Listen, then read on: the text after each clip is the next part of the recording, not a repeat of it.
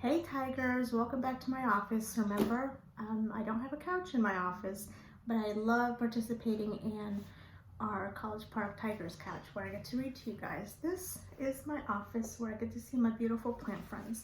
Last time that we met, I read this book to you, A House for Hermit Crab. And you know I love this one. I love the wonderful illustrations, and Eric Carle is one of my favorite authors.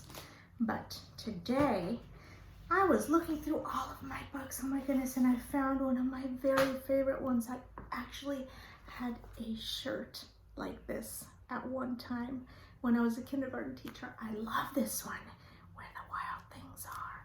So today, I'm going to be reading you this book.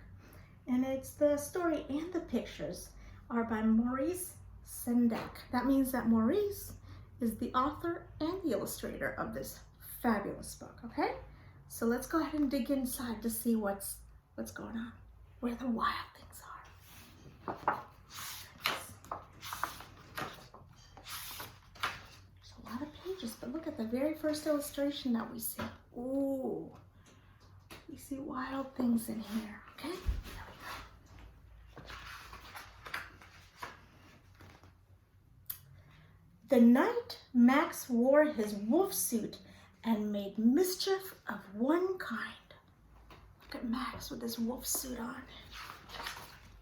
And another. Ooh, he's making mischief. That means that he's probably getting in trouble, being silly, being loud. He's making mischief. His mother called him Wild Thing.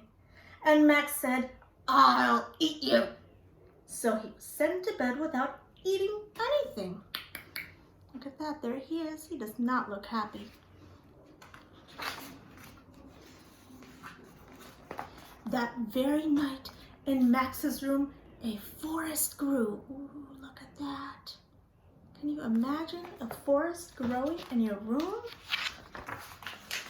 And grew. You could barely see his bed now.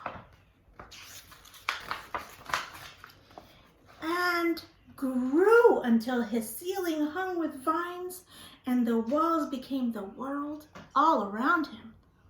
Look at that. That looks like the forest outside of my window. And an ocean tumbled by with a private boat for Max, and he sailed off through the night and day. Look at that.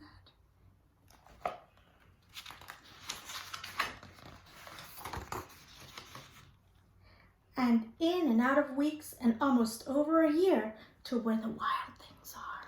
Look at that. Can you see the wild things? Oh my goodness.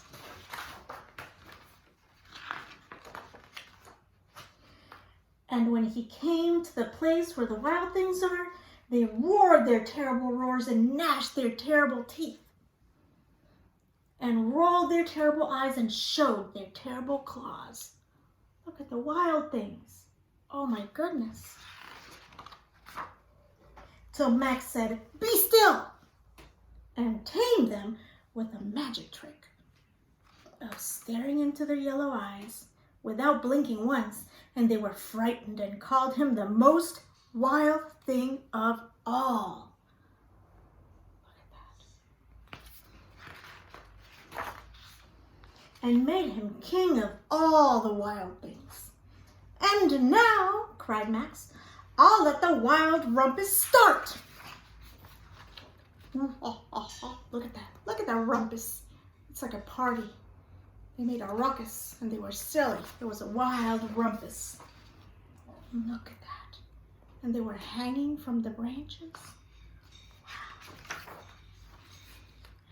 Dancing with one another, and there is Max the leader. Now stop, Max said, and sent the wild things off to bed without their supper. And Max, the king of all the wild things, was lonely and wanted to be where someone loved him best of all. I wonder where that would be. Then all around from far away across the world, he smelled good things to eat. So he gave up being king where all the wild things are. But the wild things cried, oh, please don't go. We'll eat you up. We love you so. And Max said, "No!" The wild things roared their terrible roars and gnashed their terrible teeth and rolled their terrible eyes and showed their terrible claws. But Max stepped into his private boat and waved goodbye and sailed back over a year and in and out of weeks and through a day and into the night of his very own room, where he found his supper waiting for him. Oh, there it is. There's his supper. And it was still hot.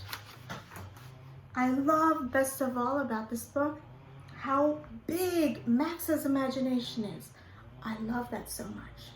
Well, I hope you enjoyed one of my favorite books, and we will see you soon. I hope you're having a wonderful time.